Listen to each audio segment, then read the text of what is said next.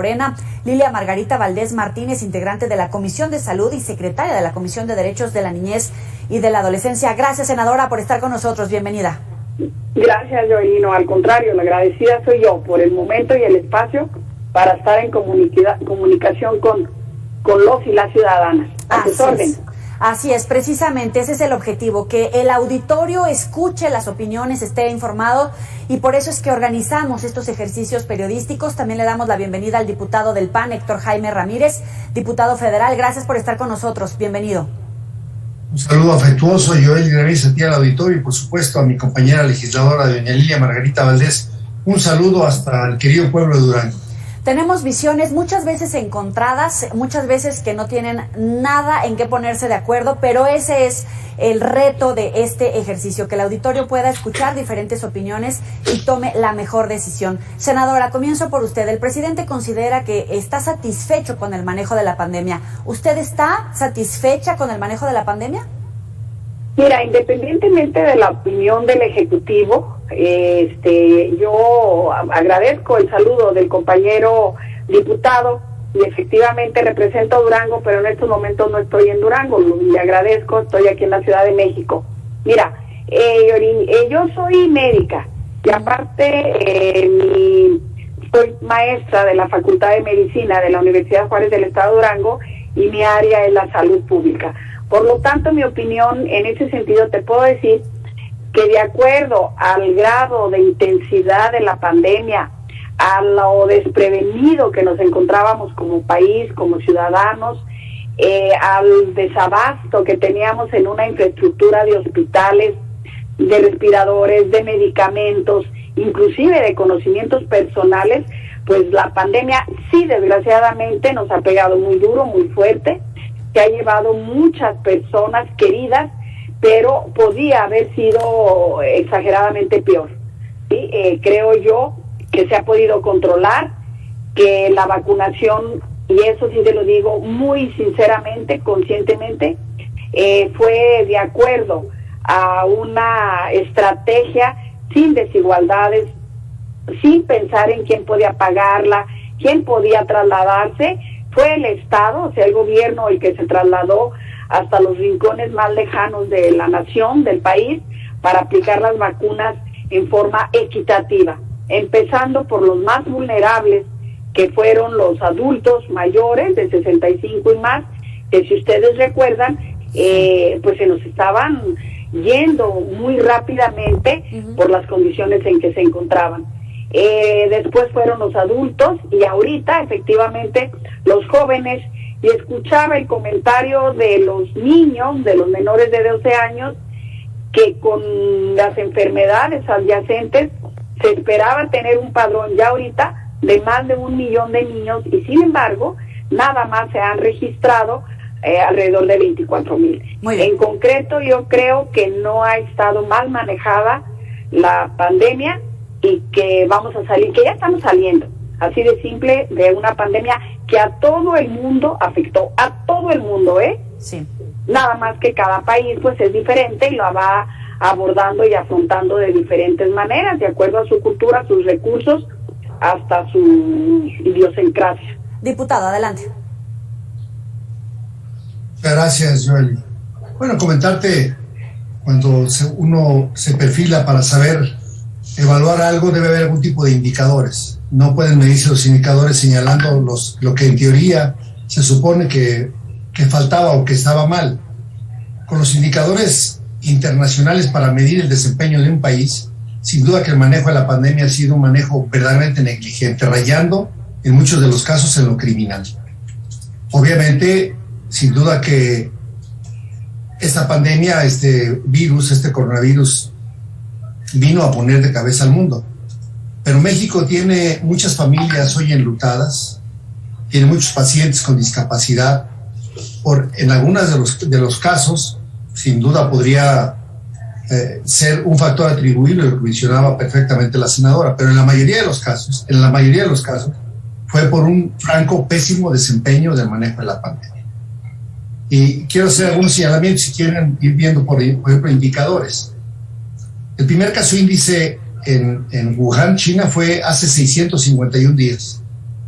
La OMS declaró la pandemia hace 580 días. Bueno, México tardó más días que la OMS para declarar lo que pasaba en México como enfermedad grave.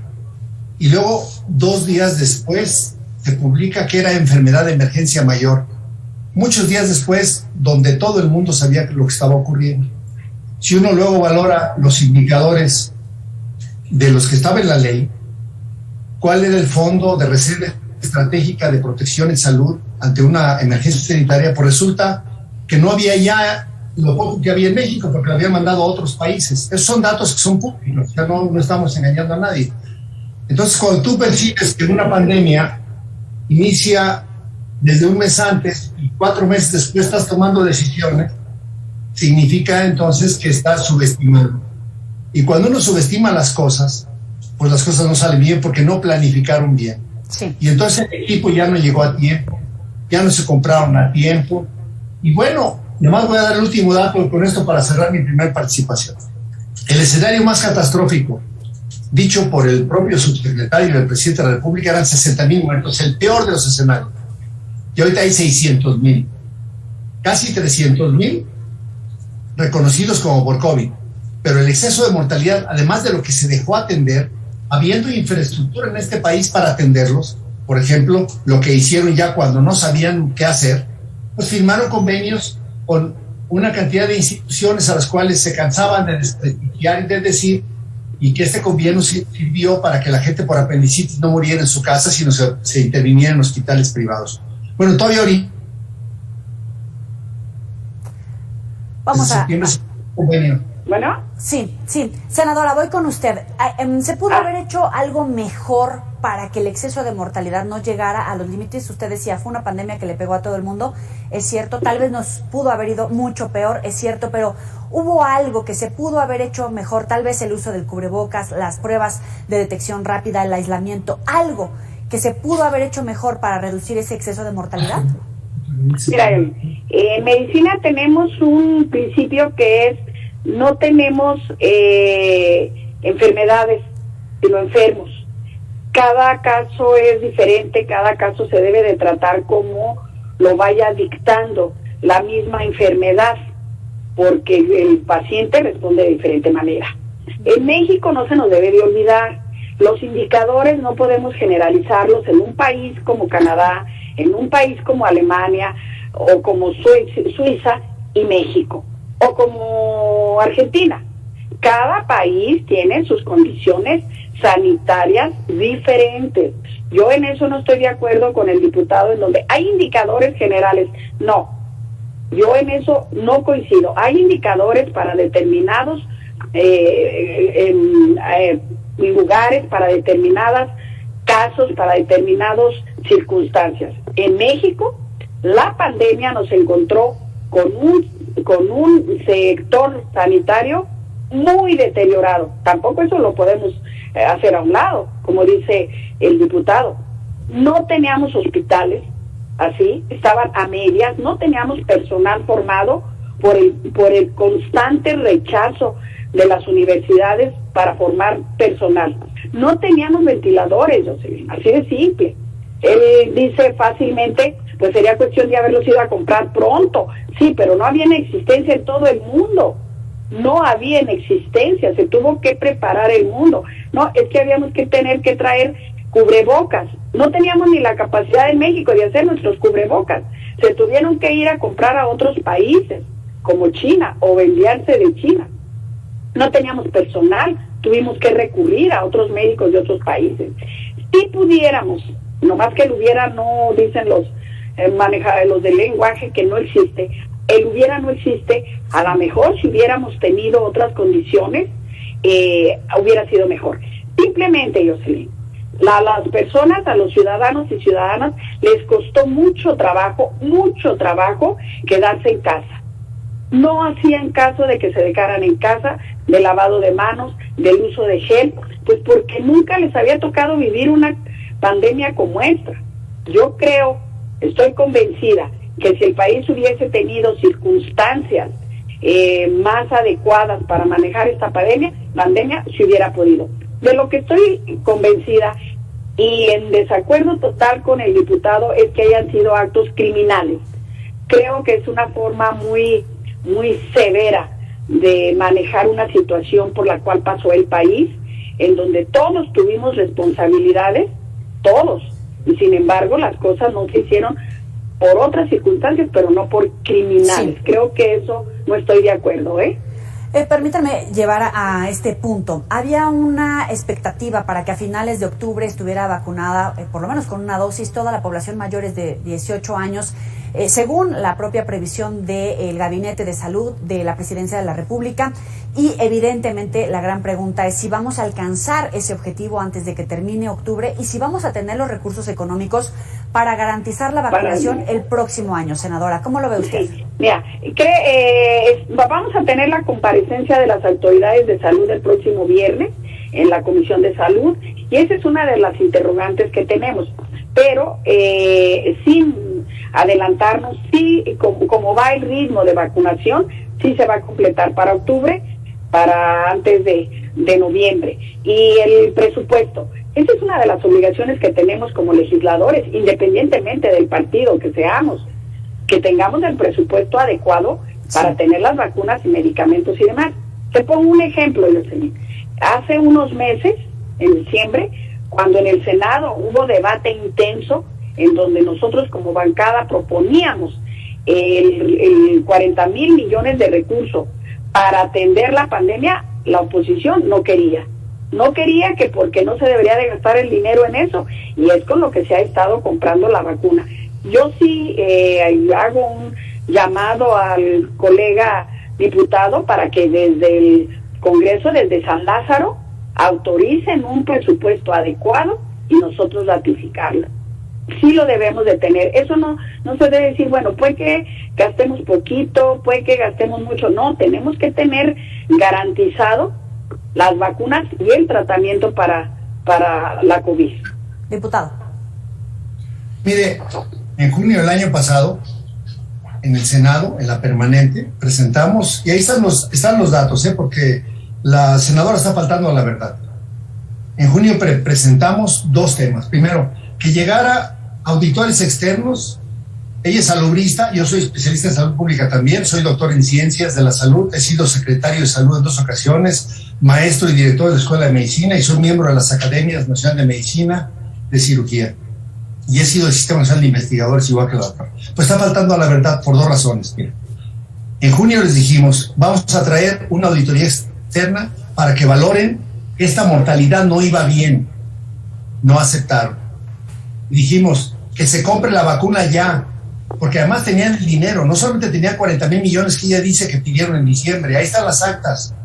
Ellos quitaron al Fonsavi en noviembre del año antepasado 40,000 millones de pesos. Después desaparecieron en junio los fideicomisos y hasta septiembre se hizo realidad y tuvieron 69,000 millones de pesos más.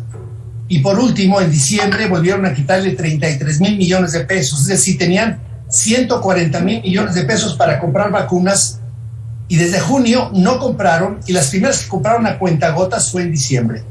Pero ya es otra historia. Al día de hoy, a 10 meses de este año, no ha habido vacunas como ellos dijeron que habían tenido, que ya teníamos más de 240 millones de vacunas. Y digo que es negligente y criminal porque el propio presidente, en una maniobra básica de salud pública, no usaba cubrebocas y decía que no servía. O sea, hay muchas evidencias de evidencia criminal cuando un funcionario público, en vez de estar con aspectos técnicos y científicos,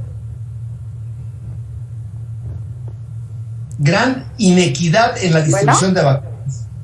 Sí, estamos escuchando al diputado. Bueno, entonces usted se va a sostener en a mí se me está yendo la voz del diputado. Vamos a tratar de mejorar la comunicación, senadora, con usted para que escuche el posicionamiento del diputado. Le pregunto entonces, diputado, cuando haya una comparecencia de los integrantes del Gabinete de Salud, el secretario y el subsecretario, ¿usted se mantiene en este manejo negligente, criminal de la pandemia del coronavirus? No solamente así, hemos puesto denuncias formales ante la Fiscalía General de la República, ante la Auditoría Superior de la Federación y ante la Corte Internacional, porque este manejo criminal tendrá que tener culpables. Muchas familias mexicanas nunca tuvieron que haber muerto. Mira, todos los médicos y enfermeras que los mandaron al frente sin el equipamiento suficiente cuando ellos mandaron el poco equipo que teníamos a China. Eso se llama negligencia criminal. Eso está documentado.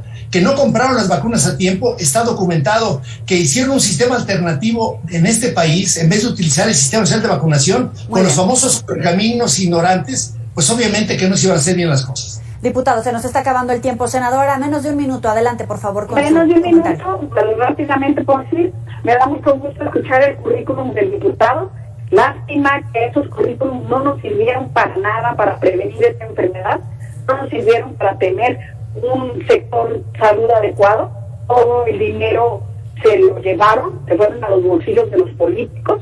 Entonces, lástima de currículum, como investigador, como secretario de salud, como maestro y demás, pero no supieron prevenir una enfermedad que sabíamos los epidemiólogos que venía cada 100 años. No tuvieron preparada a la gente, la dejaron ponerse diabética, la dejaron ponerse hipertensa, la dejaron morir de hambre, la dejaron sin hospitales y el currículum no sirve de nada.